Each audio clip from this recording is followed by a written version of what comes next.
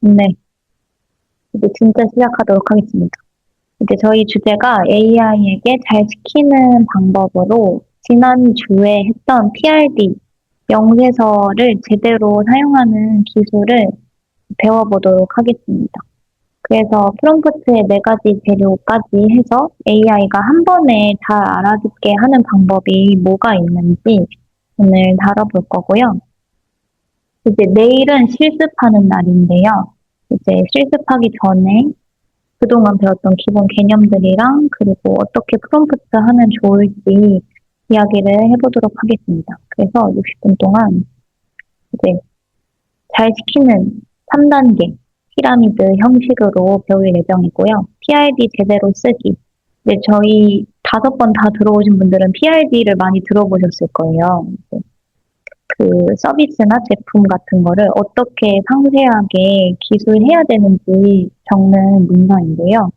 그거를 쓰는 방법을 할 거고요.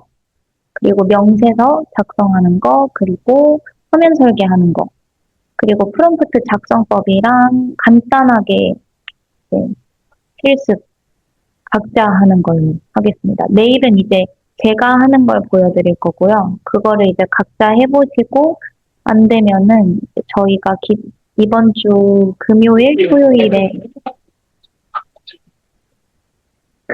토요일에 이어서 진행하는 또 실습 도와주는 그 일까지 연결해서 하도록 하겠습니다.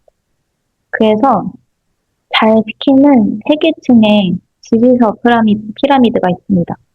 이제 첫 칸은 요청하는 건데요. 요청의 방법에 따라서 결과가 품질이 바뀝니다. 그래서 요청이 세 계층으로 쌓이는데 이제 PRD가 왜 누구를 위해서 무엇을 할 건지를 정확히 상세하게 작성하는 거고요. 이제 기능 명세서는 PRD를 기반으로 이제 무엇을 어떻게 만들 건지, 이제 화면이나 데이터나 기능 같은 거를 좀 더 상세하게 작성하는 내용입니다. 그리고 이제 이런 내용들을 가지고 어떻게 전달할 건지 AI한테 저희가 작성한 문서를 건네주면서 저희가 어떤 문장을 써야지 저희의 내용을 더 가깝게 더 저희가 마음에 드는 결과로 만들어 줄 수 있게 어떻게 하는지 그런 얘기를 할 거고요. 이제 아래 적혀 있듯이 아래층이 부실하면 위층이 아무리 좋아도 무너지게 되어 있어요. 그래서 PID랑 기능 명세서를 저희가 반복적으로 얘기하고 반복적으로 다루고 있는 이유가 네, 프롬프트만 좋다고 될 게 아니어서 이 두 가지를 계속 다루고 있었습니다. 그래서 이제 나쁜 지시에 네 가지 패턴이 있습니다. 네, 다들 아시겠지만 모호하게 말하면 안 된다. 이렇게 제가 전에도 얘기를 했었잖아요. 그래서 이제 예쁘게 해줘, 깔끔하게 해줘 이러는 게 제가 생각하는 예쁜 거랑 AI가 생각하는 예쁜 게 또 다르겠죠. 그리고 깔끔하다도 제가 생각하는 깔끔하다는 여백이 많은 건데 AI가 생각하는 깔끔하다는 그냥 흰색이랑 검은색만 사용하면 깔끔하다고 생각할 수도 있습니다. 그래서 추측을 이제 AI 스스로가 계속 추측을 하게 만드는 그런 언어들은 오히려 제가 원하는 대로 나오지 않기 때문에 위험하다라고 해서 나쁜 지시의 네 가지 패턴이라고 1번 항목으로 작성을 했고요. 2번 항목을 보면 몰아넣기형이라고 해가지고 이제 검색도 통계도 다크모드도 로그인도 한 번에 주문을 다 넣어버리는 경우인데요. 이제 그 맨 처음에 채팅을 열면 AI로 완전 깔끔한 상태여서 이렇게 몰아넣어도 가능은 합니다. 근데 저희가 점점점 디벨롭을 하고 더 원하는 게 많아지고 하면은 이렇게 몰아넣으면 결과물이 점점 안 좋아져요. 그래서 2번도 나쁜 짓이라고 가져왔습니다. 그리고 3번, 독심술 기대형인데 이거는 사람한테도 되게 어렵죠. 알아서 잘 해줘, 뭐 알아서 만들어줘 이러면은 너무너무 어렵잖아요. 사람한테 시켜도 어려운데 AI는 이제 저랑 대화한 기간이 많으면 어느 정도의 취향은 알겠지만 뭔가 새로운 프로젝트를 AI한테 맡긴다거나 이러면은 알아서 잘 해줘라는 그 개념 자체가 뭔지 모르기 때문에 너무 어렵게 느껴질 겁니다. 그래서 여기 오른쪽에 적혀 있듯이 예시를 주면서 토스 앱 같은 느낌으로 해줘라고 하면은 토스 앱에서 기본적으로 사용하는 디자인이나 기능이나 그런 것들을 갖고 와서 작성을 하게 됩니다. 그리고 맥락 실종형이라고 하는데 이것도 그냥 채팅에서 갑자기 버튼 고쳐줘 이러면은 이제 어느 앱에 어떤 버튼 이렇게 생각을 하고요. 이제 저희 로컬에 있는 파일이 여러 개 있을 때 특히나 내가 원하지 않았던 곳에 버튼이 고쳐져 있을 수도 있습니다. 제가 한번 이런 적이 있었는데 당연히 제 얘기를 기억할 줄 알고 이제 결제를 하면 AI가 기억을 한다고 해가지고 결제를 처음 시도했을 때 그냥 냅다 버튼 고쳐줘라고 했어요. 어떤 기능에 대한 거를 언급을 했는데 제가 원하지 않은 파일의 기능이랑 버튼을 고쳐버려가지고 네, 그걸 다시 복구하는 데 시간을 더 많이 썼습니다. 그래서 맥락 없이 시키는 거는 너무너무 위험하기도 하고 그리고 나쁜 지시 패턴 중에 하나입니다. 그래서 이제 문제 정리 기술로 이제 네 가지 요소로 쪼개려고 하는데요. 이거는 이제 누구나 다 알 거예요. 네, 취업을 하든 창업을 하든 뭔가 일을 할 때 누구나 이걸 생각하잖아요. 네, 누가 언제 무엇을 그래서 어떻게 되냐 이런 것들을 계속 이제 일할 때도 생각을 하는데 AI한테도 그걸 알려줘야지 인간이 일하는 방식과 비슷하게 일을 하게 됩니다. 그래서 문제 정의가 되게 중요하다고 하고 네, 아래쪽에 보듯이 나쁜 예와 좋은 예 두 가지로 예시를 갖고 왔는데요. 네, 저희가 그동안 오해 다 들으신 분들은 아시겠지만 독서 기록장이랑 식당 관련해서 계속 예시를 들었는데 이번에 또 마찬가지로 독서 기록장 어플을 만들 때 예시로 들어보도록 하겠습니다. 이제 책 기록이 불편하다. 근데 AI가 이제 만들긴 만들 거예요. 왜냐면 AI는 무조건 만들게 되어 있어요. 근데 뭘 어떻게 도와야 할지 모르니까 스스로 추측을 하면서 저희가 처음에 원하고자 했던 그 결과물과 멀어지게 되는 것 때문에 계속 나쁘다, 좋다 이렇게 나누고 있는데요. 좋은 예시로는 나는 책을 다 읽고 나서 기록할 것이 마땅치 않아. 감상을 잊고 같은 책을 또 산다. 이런 식으로 이제 구체적으로 나의 상황을 이야기하고 읽은 직후에 빠른 기록을 이제 원하고 있고 다시 찾고 싶어 하고 책을 언제 어떻게 읽었는지 그런 내용을 적고 싶어 하는구나. 이런 설명이 있어야지 그런 방향으로 기능을 만들어줍니다. 그래서 기능 때문에 이제 누가 언제 무엇을 그래서 어떻게 할 거냐라는 식으로 작성을 해야 됩니다.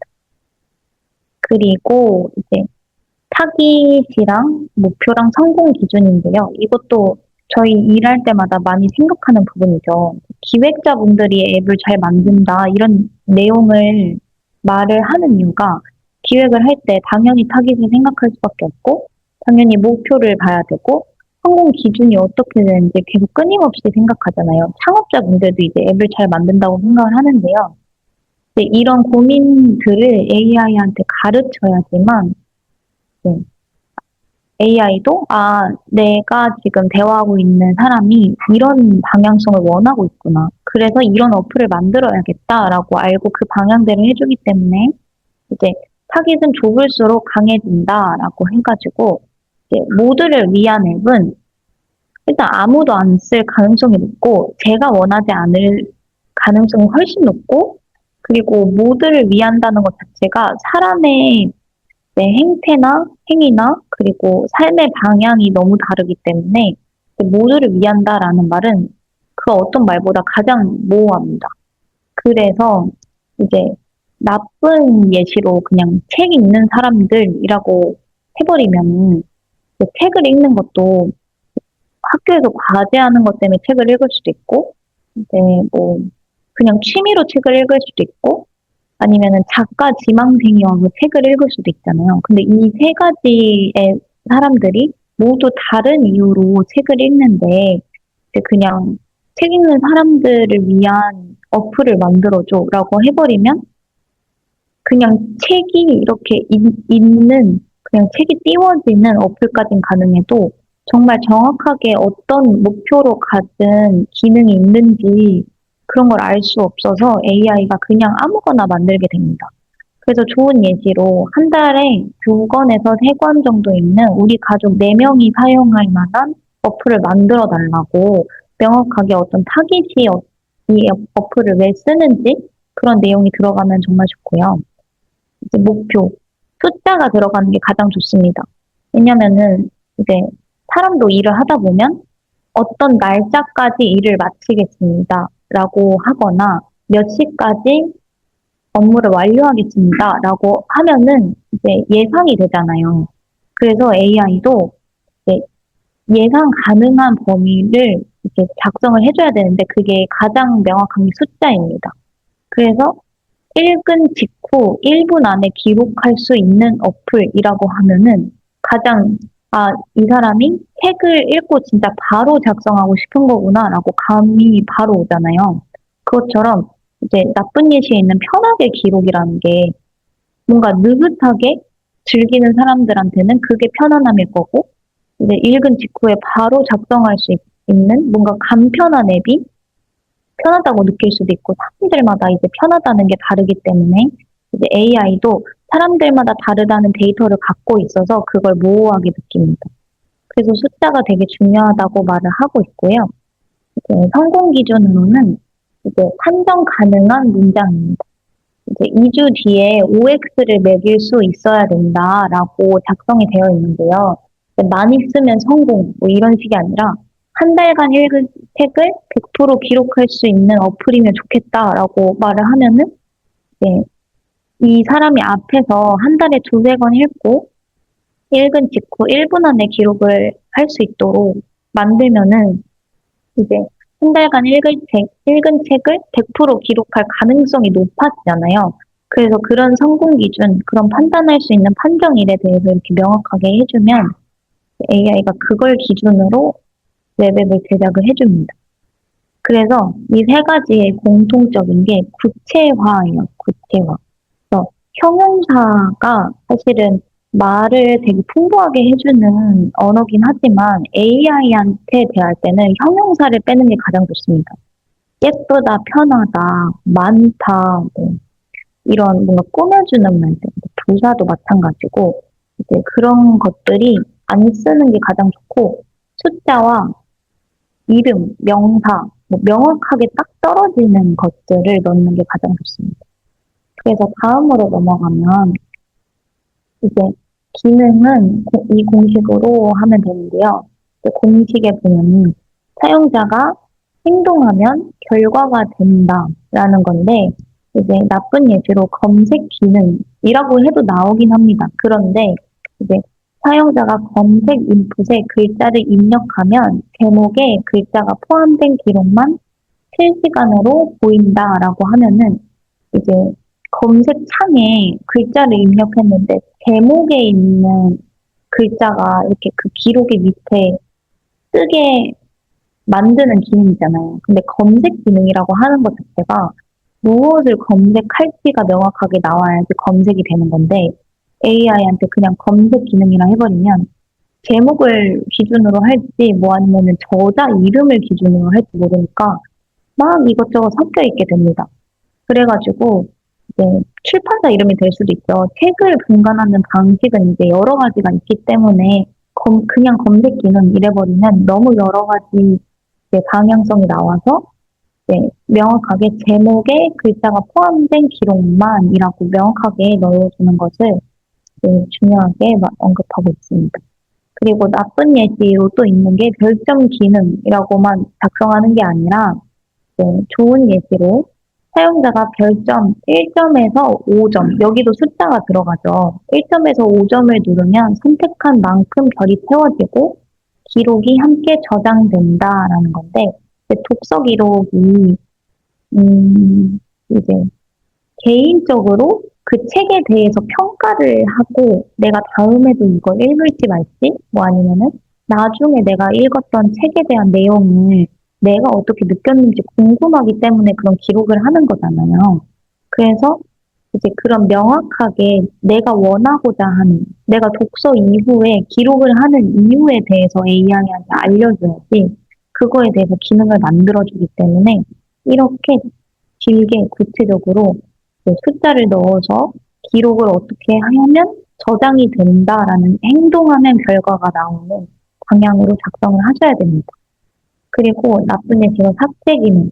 이제 삭제 기능이라고만 이제 앞에 것처럼 그냥 그렇게만 작성하는 게 아니라 사용자가 카드의 삭제를 누르면 이제 확인 모달이 뜨고 확인을 클릭할 시에만 삭제된 뒤 토스트가 보인다라는 건데 이제 지금 아마 3번 미만으로 들으신 분들은 모달, 토스트, 카드 이런 말이 좀 생소할 수 있어요. 이거는 웹 디자인 관련된 이야기인데요. 제가 3회차에 이제 단어, 웹 디자인 전문 단어를 알고 있어야지 AI한테 시킬 때도 더 명확하게 시킬 수 있고 더 짧은 프롬프트로 많은 기능을 넣을 수 있다라는 주제로 이야기를 했습니다.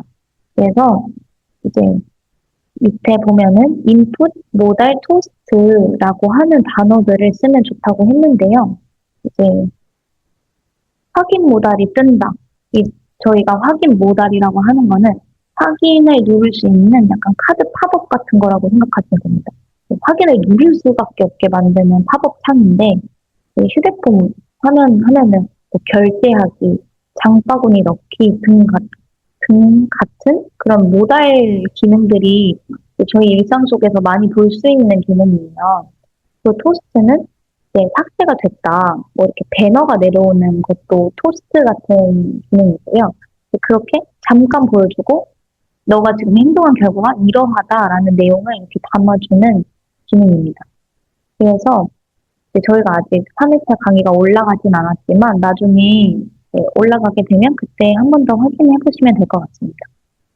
그리고 다음으로 넘어가면 이제 머스트와 나이스로 갈라두기인데 없으면 앱이 아닌 내용들은 꼭 넣어야 된다는 얘기예요. 제목, 감상, 별점 기록, 최신순 목록, 제목 검색 이런 식으로 독서 기록장 어플을 만들 때 이제 독서 기록을 하는 목적에 대해서 이제 앱 기능으로 들어갈 거잖아요. 그래서 그 앱 기능이 이렇게 3가지로 추려진다라고 하는 거고요. 이제 이것도 4회차 강의에서 얘기했던 건데 이제 버전 1부터 2까지 포함된 내용이고 이제 4회차에서 언급했던 대로 3가지만 먼저 우선순위를 정해서 어플에 만들 때 기능을 이렇게 작성을 해라라고 했습니다. 그래서 PRD 작성할 때 이제 그렇게 기능 명령을 작성할 때 했던 거고요. 그리고 이제 나이스 부분은 있으면 좋은 점인데 별점 필터나 월별 통계나 다크모드 이런 거는 있으면 좋긴 한데 없어도 앱이 되잖아요. 그래서 이제 나중으로 미뤄도 됩니다.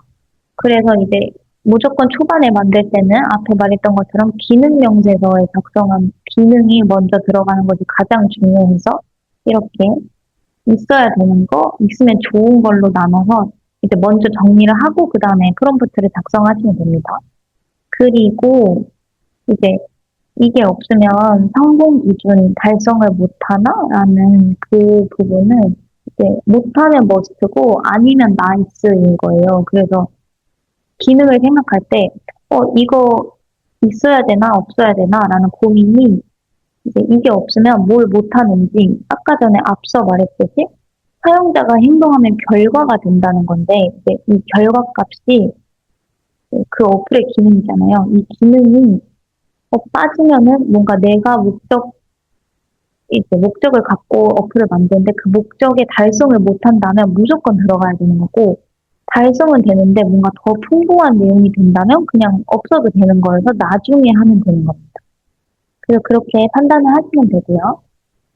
화면 설계 1번은 유저 플로우를 화살표로 작성을 하는 겁니다. 프롬프트 작성할 때 메인에서 플로팅 클릭하면 작성 폼 나오고 이거를 글로 다 작성하면 메인에서 플로팅 카드 클릭해서 작성 폼으로 넘어가서 이제 화살표가 다 넘어가서 뭐 클릭해서 다음으로 가서 이런 내용이 다 요약되어 있는 기호라고 생각하시면 됩니다. 그래서 실제 플로우를 작성할 때도 지금 이것도 교환 드리면 복붙해서 바로 쓸 수 있는데요.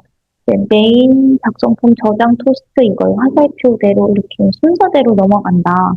그래서 유저 플로우가 이렇게 된다. 유저들이 메인을 먼저 보고 다음으로는 홈으로 넘어가게 되고 다음으로는 저장됐어요. 토스트가 띄워진다.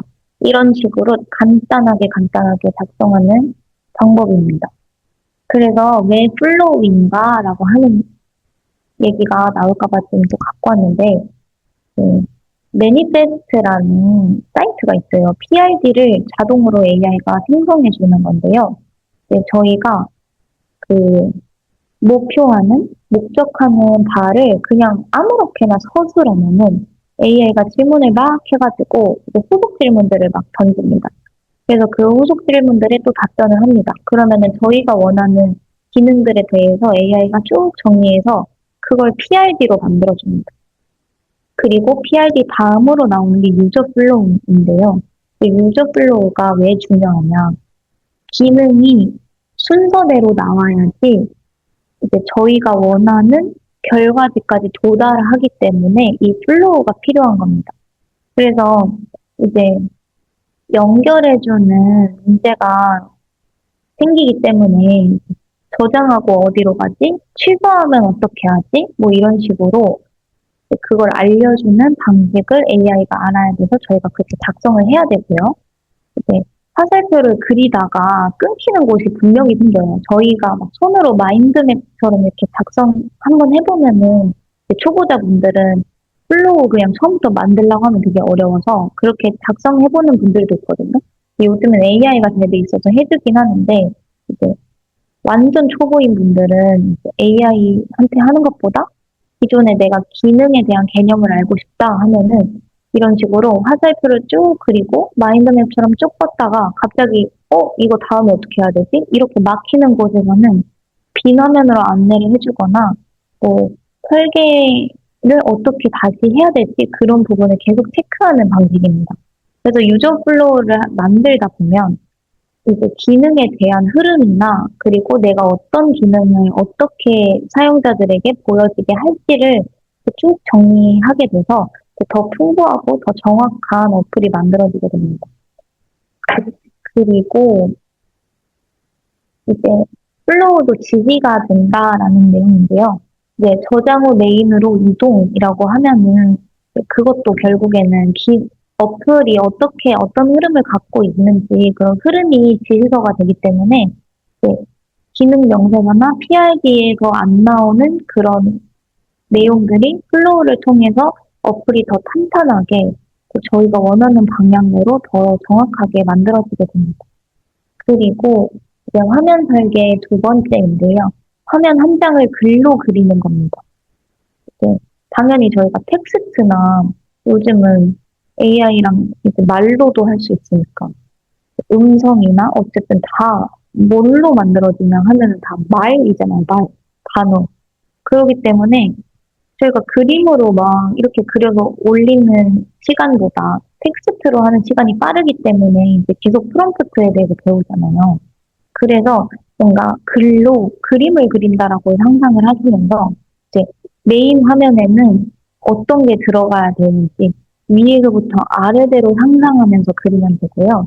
이제 저희가 웹화면 전문적으로 배웠던 3회차부터 4회차 들으셨던 분들은 아시겠지만 메인 화면에 헤더가 있고 검색 인풋도 있고 이제 카드 리스트 이렇게 질문 날짜, 별점 뭐 이런 거 쭉 있고 작성 폼도 있을 거고 맨 아래 이제 빈 화면 차트기 기록을 해보세요 뭐 이런 식으로 적혀 있기도 하고 더 아래는 푸터라고 하는 이제 그 어플의 기본 정보들이 좀 적혀 있는 기능들이 있잖아요.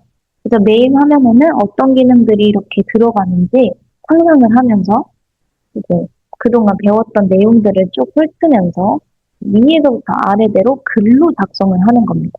그래서 왼쪽 화면에 보시면은 프롬프트가 나와 있어요. 이게 위에서부터 아래대로 화면을 상상하면서 글로 작성한 겁니다.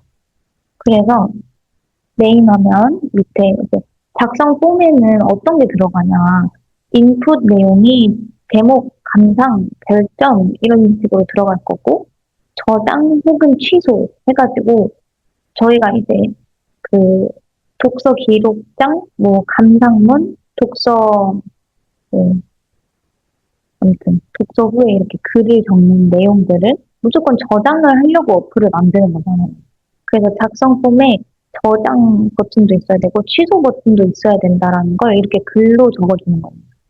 그래서 이제 오른쪽 화면 보시면은 위에서 아래로 눈으로 보이는 순서대로 작성을 한다라고 되어 있는데 이제 왼쪽에 나와 있는 것처럼 프롬프트를 위에서 아래대로 작성을 하는 거를 말을 하는 거고요. 이제 3회차 단어가 도면이 된다라고 하는 건데 아까 전에 이제 웹 디자인 전문 용어 배우신 분들 아신다고 했는데 스티키나 헤더나 카드나 플로팅이나 인풋이나 프라이머리 이런 것들 네, 그렇게 단어 하나하나가 정확한 부품 주문으로 되고 더 길게 말할 거를 짧게 단어로 함축해서 말하는 거를 그동안 배웠었는데 지금 나와 있는 것처럼 넣으시면 됩니다.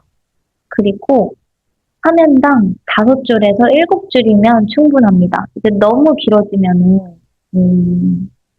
프롬프트가 길어지는 만큼 토큰도 많이 쓰고 그 AI가 계속 더 추측을 합니다. 그래서 제가 계속 알려드렸던 게 전문가 용어를 알아야 된다라고 했던 것도 이제 스티키라는 거를 실제로 그 프론트엔드 개발자분들이랑 디자이너분들이랑 용어를 정해서 이 스티키라는 디자인 기능이 프론트엔드에는 이렇게 기능이 들어가라고 항상 연결해두는 단어로 쓰이는 거예요.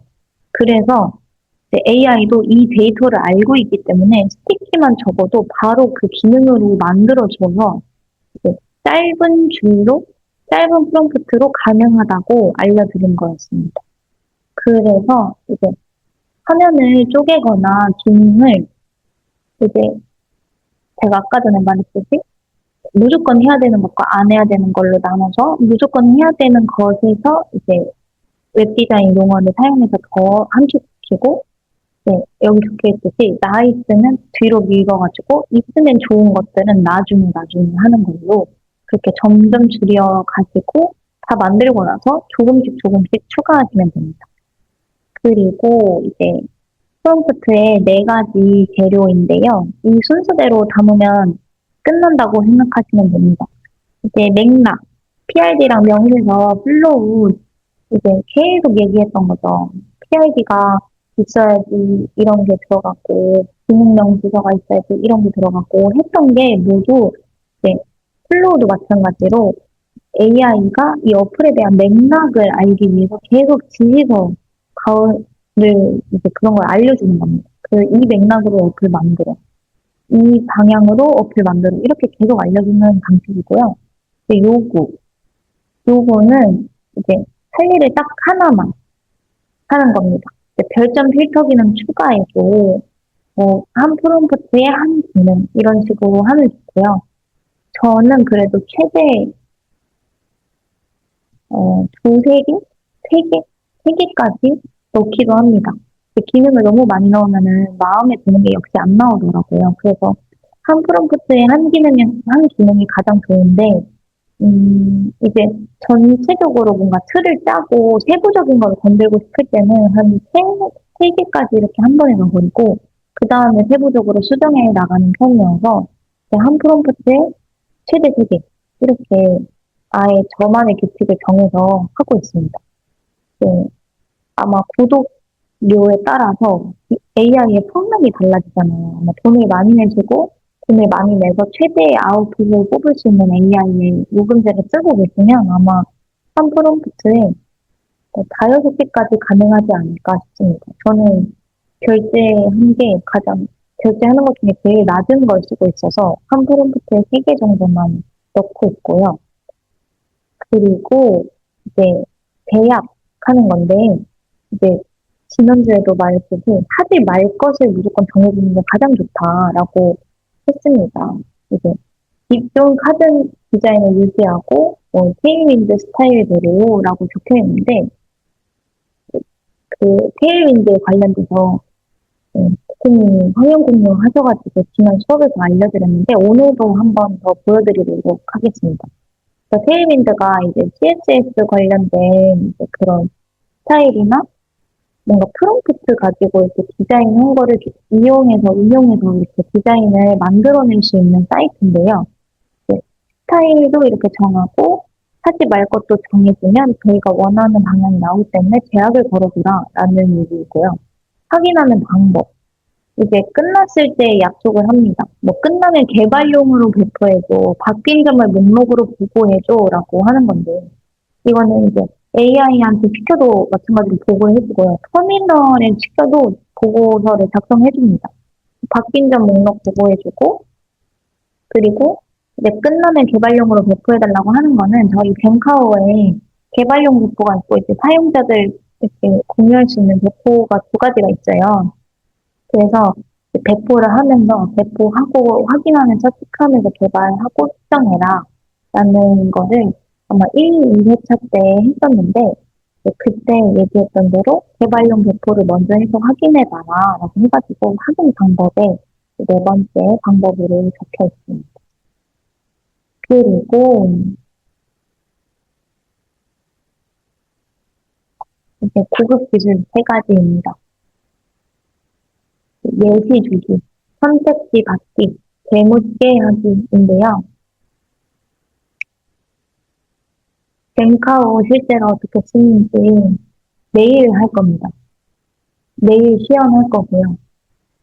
AI 솔루션 보고서도 써야 하는데 뱅카오를 뭘 만드는 게 없거든요. 코덱스 설치하고 하는데 그게 지금 좀 형태라 지난주 가면 수요일 거 있도록 필요합니다.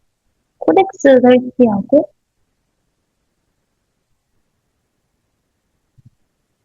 아, 지난 강의는 이제 저희가 나중에 올려드릴 건데 그때 한 번 더 확인해 주시고요. AI 솔루션 보고서 아, 저희 그 모두의 평화 그거 하시는 분이구나. 아, 이제 그것도 저희가 내일 실습하고 이제 이거 관련돼서 이제 어떻게 사용하는지 서포터즈 관련해서 저희가 서비스도 기획하고 있는 게 있는데 그것도 이제 클럽 게시판에 신청하시면 됩니다. 마지막에 클럽 QR코드도 올려놨으니까 끝까지 들어주시고 네, 진행하시면 될 것 같습니다. 그래서 고급기술 세 가지 말씀드리도록 하겠습니다. 예시주기인데요. 이것도 예시주기도 샷이라는 얘기로 세 가지 버전이 있습니다. 네, 샷이 이제 포토샵, 네, 뭐지? 샷, 네, 약간 찰칵하는 그런 샷 같은 걸 말하는데 예시가 이제 제로 샷이 있고요. 원샷이 있고 퓨샷이 있습니다. 예시의 개수별로 하는 건데 제로샷은 당연히 0개겠죠. 예시를 안 주는 건데 예시 없이 하면은 AI가 그냥 글을 알고 있는 그 텍스트 기반의 본인이 갖고 있는 데이터로 제작을 합니다. 예시를 주면 제가 준 데이터로 만들기 때문에 제가 원하는 게 나오겠죠. 근데 한 개만 주는 것보다 여러 개가 있는 게 좀 더 데이터 양이 많아지니까 비슷한 데이터를 이렇게 모아가지고 공통적인 거에 대해서 데이터를 풀여서 제작을 하겠죠. 그래서 예시를 주는 게 중요합니다. 그래서 제로샷, 원샷, 퓨샷 해가지고 내일도 이제 실습 시간에 제가 어떻게 하는지 예시를 줬을 때 안 줬을 때 차이가 어떻게 나는지 한번 같이 보도록 할 거고요.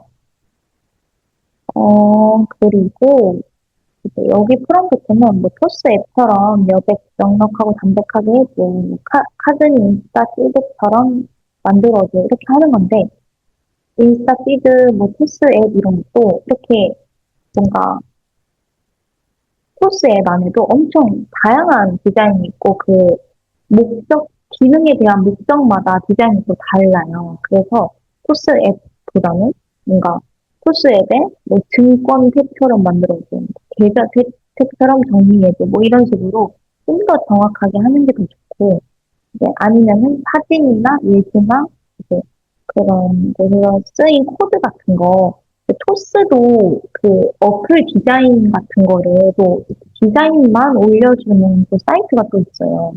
그래서 그런 게 약간 비엔스랑 비슷한 그런 어플 관련된 것만 디자인만 모아져 있는 사이트가 있는데, 그거를 아예 PNG 같은 걸로 다 갖고 와서 예시로 올려주면 더 비슷하게 만들어줍니다.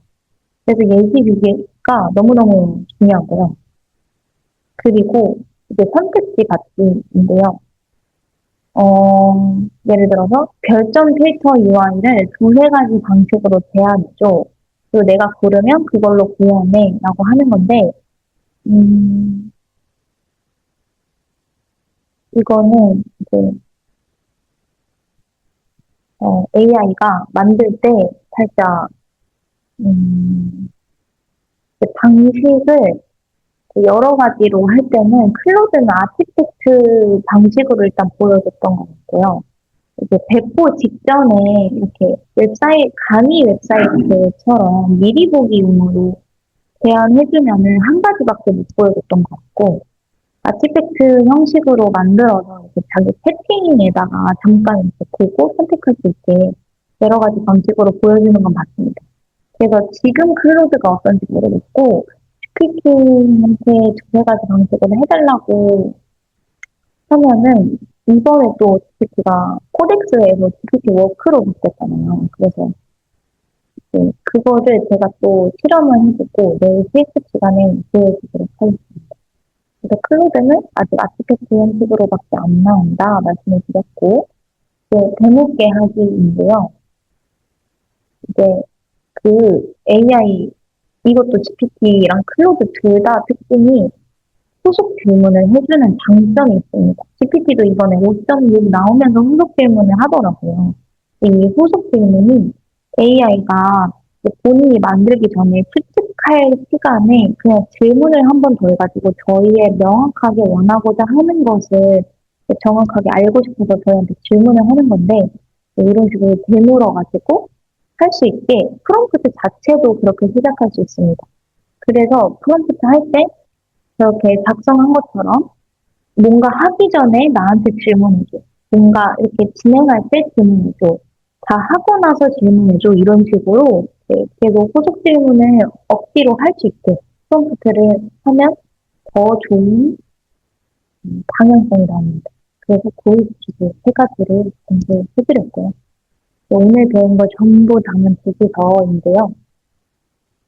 이제 맥락, 요거, 그 플로우, 계약, 확인인데, 이제 PID랑 기능명세서 하셨으면 아실 테지만, 앞에 PID 명세서 독서 기록장 이어가지고, 이제 결점 필터 하나만 추가해도 요구사항 듣고, 이제 플로우에 대해서 그 메인, 팁 선택, 필터된 리스트, 결과 연계하면 이제 해당 결점 기록 없다고 작성해줘라고 하는 식으로 AI한테 순서대로 알려주는 겁니다.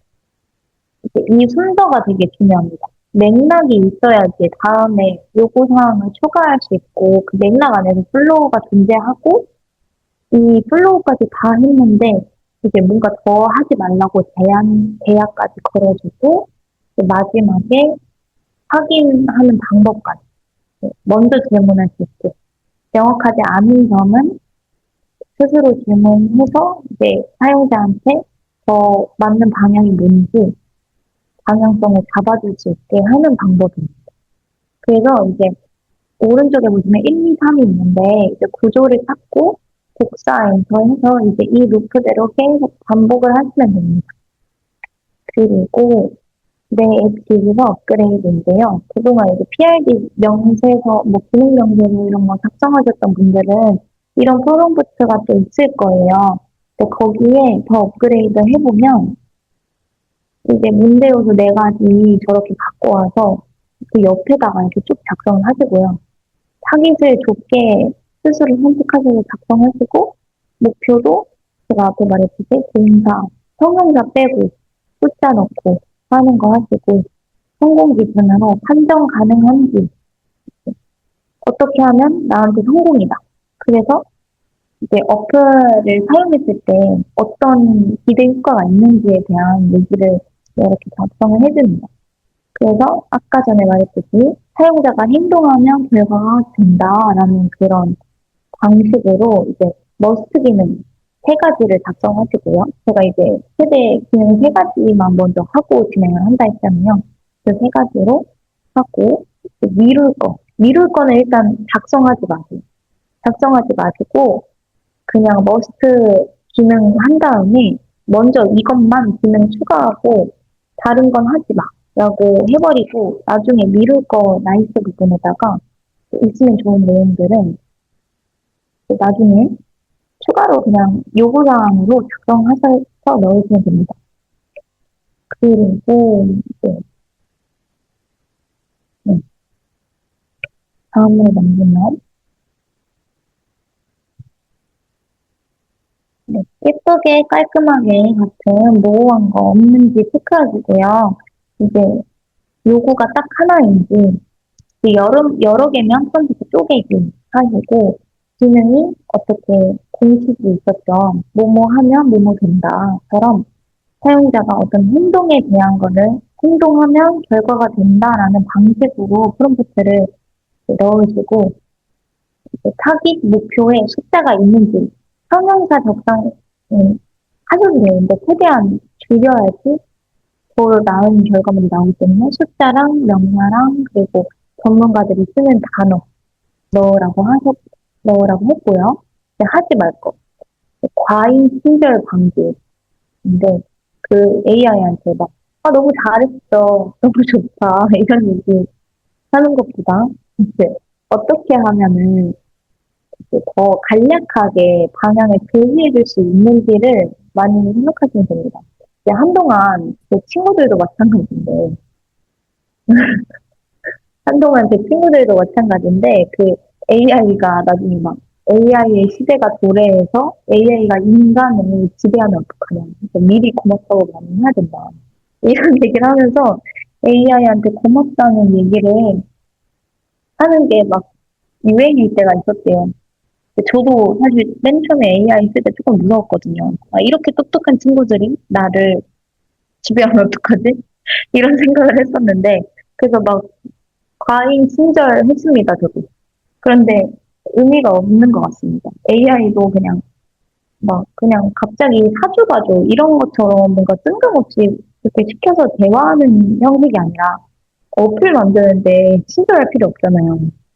그래서 이제 쓸데없는 얘기를 줄이고 전문가 용어 쓰고 명사 쓰고 숫자만 넣으라고 계속 제가 얘기를 하는 거고요. 이제 플로우도 화살표 기호만 넣어도 단어가 여기 기호 안에 많은 의미가 함축되어 있다고 알려드린 것도 프롬프트 줄이게 하려고 제가 계속 이런 거 알려드리고 있는 겁니다.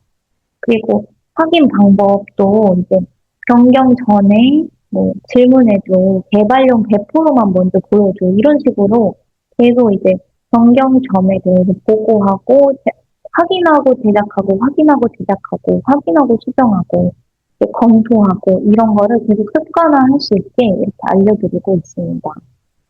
그리고 이제 지시서 쓰다 보면 자주 막히는 것이 있는데 이제 문제 사용서가 안 써진다. 아까 전에 말했듯이 음,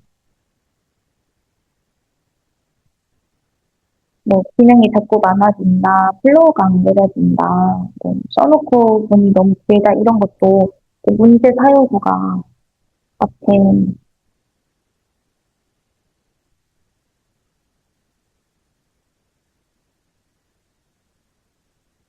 이거죠. 그 문제점 기술할 때 누가 언제 무엇 그래서 어떻게 이거 네 가지인데 혼내는 게 좋은가요? 혼내시는 것도 프로젝트가 늘어납니다. 그래서 안 됩니다. 그리고 누가 언제 무엇을 그래서 어떻게 라고 하는 이 문제 정의가 안 써진다. 이제 여기 아직 남의 문제라서 그래요라고 적혀 있는 건데 이제 그 서비스나 기획하시는 분들이 뭐 창업이나 이런 분들이 이제 어플을 잘 만든다라고 했던 게 남의 문제를 내 문제처럼 고민하고 그거에 대해서 문제 해결을 자꾸 하는 생각을 매일같이 하시기 때문입니다. 그래서 이제 문제 사용서가 써지는 게 보통 어렵다고들 하세요. 대부분 제가 가르쳐본 학생들도 마찬가지로 문제 사용서 쓰는 거 가장 못합니다. 여기에서 못하면 뒤에 어플 만드는 것도 무조건 못하게 되어 있거든요. 근데 처음부터 걸리게 되는 거죠. 그래서 그게 너무 어려울 텐데 이게 처음부터 그냥 남들을 위한 어플보다 그냥 어제의 내 하루, 오늘 내 하루 같은 곳에서 찾으시면 됩니다. 뭐 출퇴근하면서 아 내가 출퇴근할 때 뭐가 불편했지? 뭐 아니면은 회사 일하다가 뭐가 불편했지? 뭐 친구들이랑 놀다가 뭐가 편하지? 이런 식으로 계속 고민하시면 좋은데 최근에 인스타에서 본 건데 친구들이랑 이제 나이가 점점 드는 분들은 친구들이랑 시간 맞추고 날짜 맞추는 게 가장 어렵잖아요. 그래서 이제 어플로 뭔가 웹앱처럼 간단하게 이렇게 만들어가지고 링크 보내서 친구들한테 가능한 날짜 클릭해달라고 하고 그 설문지 보내는 건데 어플 자체를 엄청 귀엽고 아기자기하게 만들어서 친구들이 그거를 날짜를 클릭하면서도 뭔가 재밌게 느껴지고 음, 그래서 그 클릭하면서 내가 이 친구들이랑 이렇게 뭔가 아기자기하게 놀았었지. 뭔가 이런 게 상상이 되게 만든 어플이 있더라고요. 어플로 출시를 한 건 아니고 링크로만 이렇게 출시를 배포를 하신 분의 인스타였는데 그런 식으로 뭔가 엄청 간단한 문제였잖아요. 친구들이랑 날짜랑 시간 약속 잡는 게 너무 어렵다. 그래서 어떻게 하면 친구들이 연락으로 이렇게 길게 말해가지고 이거 언제 또 정리 이렇게 보는 거 할 바에는 링크로 체크만 해달라고 하면 서로 간단하게 할 수 있으니까 이런 문제를 해결해보자 하고 만든 것처럼 이렇게 남의 문제를 하는 게 아니라 내 하루의 문제가 남들한테도 결국엔 필요한 어플이 될 수 있어서 그걸로 먼저 생각을 하시면 됩니다. 그리고 기능이 자꾸 많아진다. 이것도 이제 성공 기준으로 질문을 만들지 말고 이거 없으면 이 결과 값이 절대 안 나오겠다. 그럼 무조건 이게 있어야 된다라는 걸로 먼저 생각을 하시면 됩니다. 그리고 앞에 말했듯이 세 가지만 먼저 하셔서 만들면 되고요. 플로우가 안 그려진다 하면은 어 지금은 그냥 AI 쓰라고 하겠습니다. 매니페스트나 사실 요즘 그 써봤는데 GPT가 플로우를 너무 잘 만들어주더라고요. 그래서 그 제가 학교에서 수업할 때도 강사를 학교로도 나가는데 아이들한테 그냥 GPT로 그거 플로우 만들어서 하면 된다고 해서 실제로 너무 잘 만든 경우도 있고요. 네, 그냥 뭔가 화면으로 상상하지 마시고 글로 상상하는 연습을 자꾸 하시면 되고 이제 써놓고 보니 너무 길다 하는 것도 이제 화면당 7줄, 기능 3개, 요구 1개 이런 식으로 본인의 그 약속을 하면 됩니다. 아, 나는 프롬프트 작성할 때 무조건 이렇게만 하겠다. 그리고 앞에 이렇게 PRD 저희가 작성해서 드리잖아요. 이런 것처럼 그냥 항상 내가 어플 만들 때마다 어떤 폼으로 만들어야지 하고 작성을 미리미리 해두시고 이제 타이핑 텍스트만 옆에다가 그때그때 다르게 넣을 수 있게 하시면 됩니다.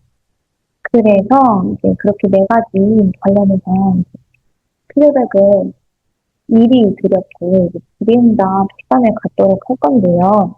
오늘 주제가 비시저 피라미드 프롬프트 작성할 때 PRD 명세서 그리고 플로우 있으면 좋다고 얘기하는 내용을 했었고요. 이제 작성 공식을 해서 이제 문제 정리하는 거 사유기 했었고, 기능 문장, 그리고 그 4가지 재료를 맥락 요구 제약 확인 방법 4가지 재료를 하고 기술기술 3가지까지 예시 보고 선택지 받고 재밌게 하는 것까지 그렇게 3가지를 배웠습니다. 그래서 자주 쓰는 것은 스킬로 만들면 되나요?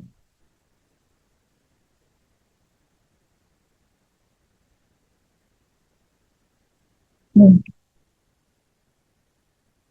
네. 필로 만들면 됩니다. 질문 있으신가요?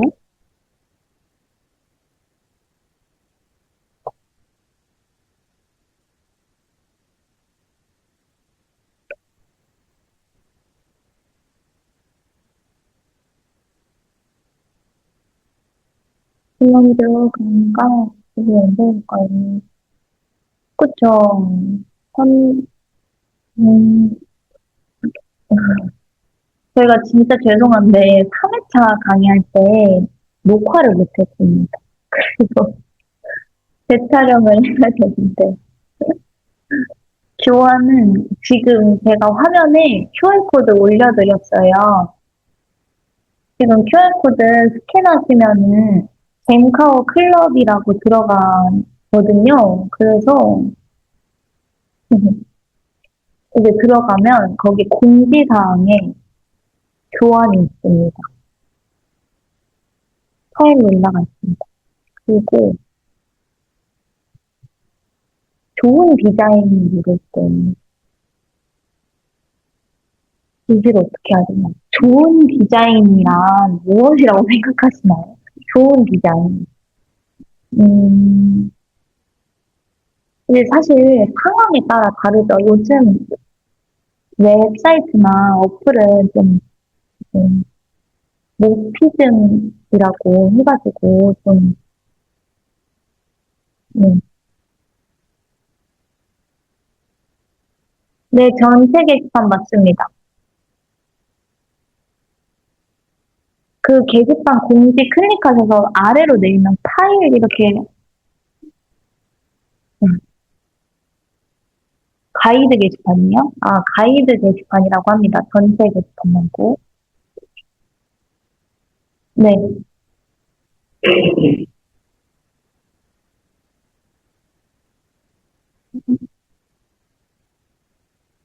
그래서 좋은 디자인이라는 얘기 해보면은 사실 저는 디자인 전공을 했기 때문에 좋은 디자인이라고 하는 게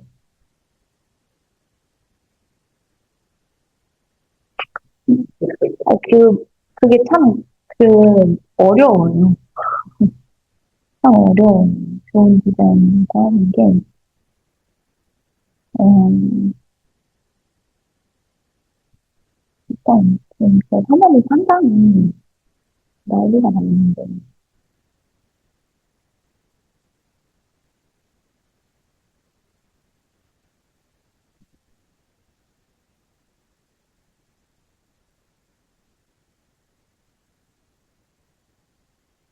이거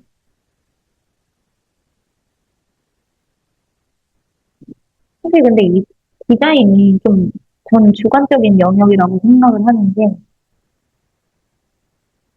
사실 어떤 사람들은 이런 낙서를 보고 요즘 도들 스타일이라고 해가지고 도들이 낙서잖아요. 낙서하는 게 유행인데 이걸 좋은 디자인이라고 안 하는 분들도 있어요. 근데 유행하면 사실 사람들이 대부분 이런 디자인을 많이 쓰기 때문에 좋은 디자인이라고 그렇게 생각이 되잖아요. 그래서 이렇게 이런 디자인 사이트에 올라오고 제가 봤을 땐 좋은 디자인인데 이게 사람들마다 주관적인 영역이기도 하고 어떤 분들은 그라데이션을 싫어하시면서 아 이건 별로다 이렇게 말하면 그때는 또 나쁜 디자인이 되겠죠.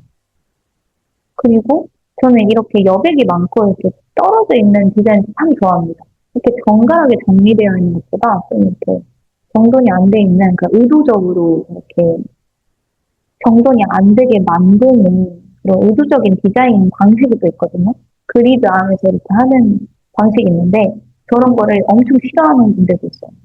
저희 교수님이 참 그런 걸 싫어하시는데 그래서 좋은 디자인이라고 하는 게 참 어렵고요. BMW 스타일 디자인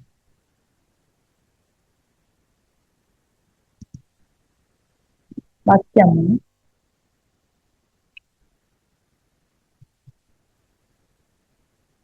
네, 아무튼 그래서 그런 게 좀 어렵다고 그리고 지금 화면에 보이시는 것처럼 이렇게 마우스 커서를 따라서 이렇게 반응형으로 만드는 것도 요즘 웹 디자인은 유행입니다. 이거 AI로도 할 수 있어요. 요즘 AI로 이런 거 하는 거 많이 하고 있는데, 클로드 디자인에서 이런 거 되게 잘하고 있고, GPT도 디자인이 요즘 거의 이런 게 많이 나오고, 막 화면 이렇게 지금 웹 카메라 켜가지고 손으로 이렇게 해서 막 하는 디자인 같은 것도 있는데, 그 제가 내일 제가 한번 만들었던 거 보여드리도록 하겠습니다. 그 손으로 이렇게 웹 카메라 켜서 했던 거 보여드리고, 어, 또, 스타를 좋아하시는 클럽도 아, 네, 맞습니다. 감사합니다. 그 교환이 그 아마 1회차랑 2회차밖에 안 올라갔죠. 그래서 3, 4는 영상이랑 함께 올리려고 했는데, 그냥 먼저 교환을 먼저 올려드리도록 하겠습니다. 또 궁금한 게 있을까요?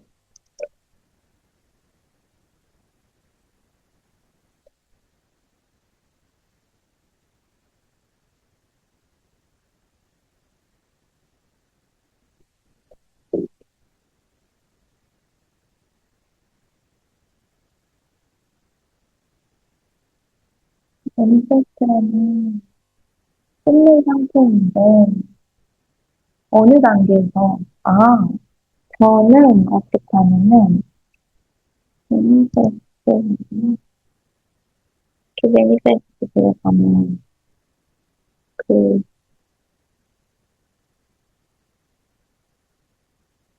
그동안 했던 거,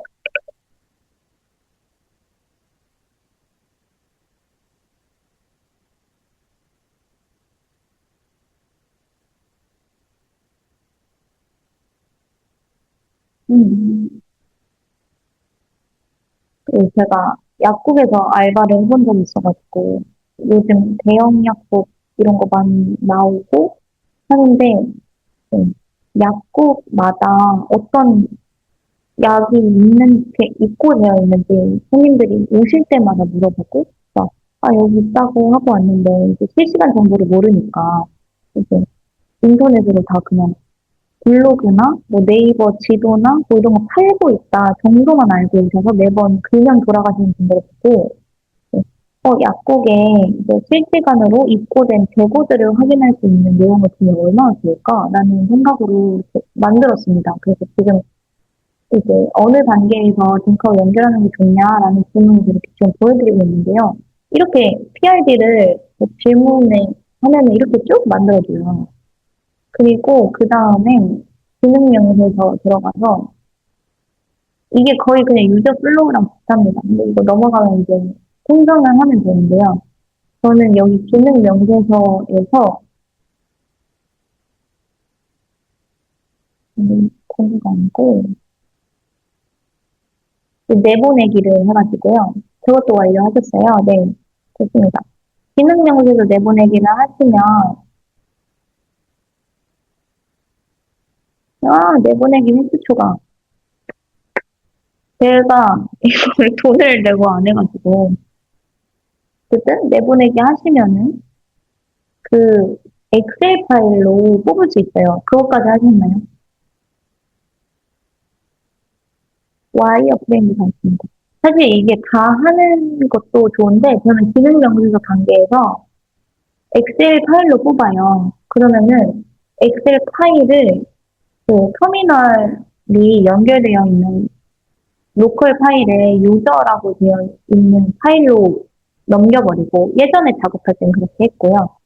지금 이제 뱅카우로 할 때는 그 저는 GPT로 지금 뱅카우 배포할 때 쓰고 있는데 GPT한테 엑셀 파일 올려주면서 그 이미 엑셀 파일에 나와 있는 정보를 PID랑 기능 명세서인데 이걸 기준으로 웹앱을 일단 기초 단계로 잘 제작을 해달라고 합니다.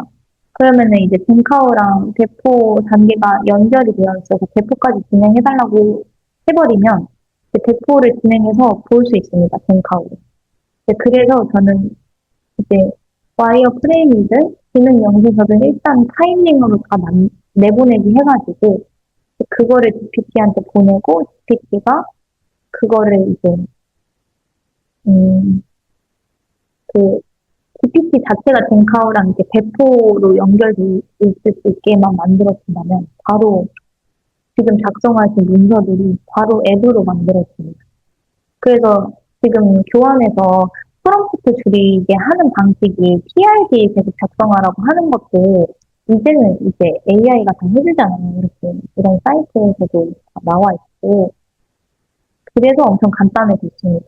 지금까지 배웠던 것도 이거는 돈 내고 해야 되는데 돈을 진짜 하나도 안 내고 진행하고 싶다 하시면 제가 지금까지 알려드린 대로 무료로 초보가 가능하게 지금 강의를 제작을 한 거였고요.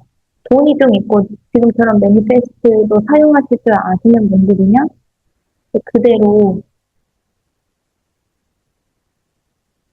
그대로 하셨던 것처럼 진행하시고 내보내기에서 올리시면 되시고 2회차 교환이 끝인가요? 네.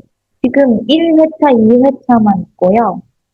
3회차는 촬영 다시 해야 돼서 안 올린 건데, 네. 교환만 먼저 올린다고 아까 다른 분들이 질문을 해주셔서 답변을 해드렸고, 3, 4회차, 오늘 5회차까지 그냥 한 번에 다 교환만 먼저 올려드리도록 하겠습니다. 그리고 코덱스랑 연결할 수 있다고 하는데, 코덱스에 바로 링크를 연결. 네네. 저는 그냥 뱅커 링크랑, 그 1회차랑 2회차 교환 보시면 뱅커 관련된 링크들이 교환 안에 다 들어있어요. 그거를 복사하셔가지고 GPT한테 여기 있는 링크 관련된 거 다 연결해달라고 해놓고 이제 지금 링크 기준으로 배포를 진행해달라고 해버리면 저는 배포가 됐습니다. 그것도 내일 한번 보여주는 걸로.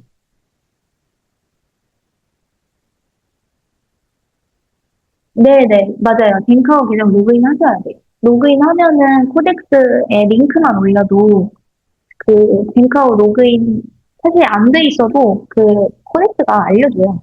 그 링크 로그인 좀 해달라고.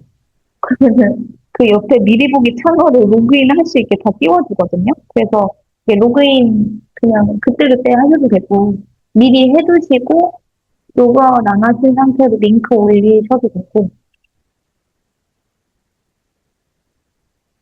네, 맞습니다. 감사합니다. 매니페스트도 그냥 그 파일 뽑기만 하시면 돈 안 내고 하셔도 되더라고요, 저는. 그래서 저는 최대한 돈을 안 들이고 간편하게 할 수 있는 방식으로 알려드렸고요. 돈 내고 하면은 뭐든지 다 잘 됩니다. 그래서 돈을 내고 하시면 뭐든지 다 자유롭게 할 수 있습니다. 이제 더 질문 있으실까요?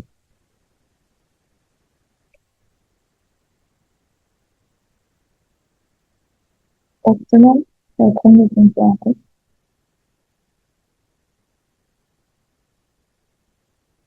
끝내도록 하겠습니다.